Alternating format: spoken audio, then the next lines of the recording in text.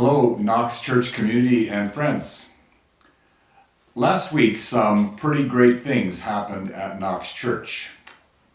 On Wednesday evening, our church was well represented at the Celebrating Spring event with our 4 neighboring churches at St. John the Evangelist Anglican. What a great way for these 4 congregations to get acquainted. Us at Knox, St. John's, St. Teresa's Catholic, and First Baptist. The 4 amigos, or ministers, of the churches will get together and, based on input from the evening, consider some future plans involving the 4 churches again. Also, as some people already saw on our social media posts, last week Knox was the recipient of a large donation of food from the Nordstrom store closing in Rideau Mall. Who knew they even had a restaurant there? I didn't.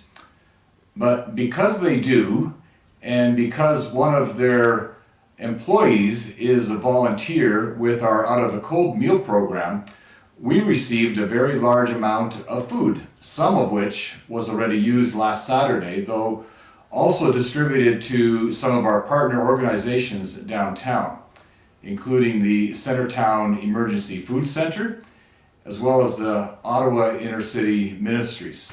And a third bit of really great news. The Presbytery of Ottawa decided last Tuesday to contribute an annual amount toward the Peter Bryce Indigenous Scholarship in Medicine, started by Knox Church.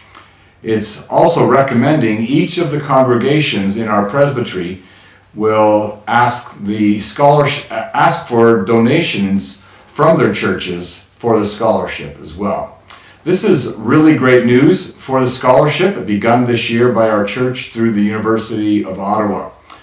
Check the news item on our website again if you're interested in donating toward this very practical and positive effort to do our part towards truth and reconciliation with our Indigenous neighbors.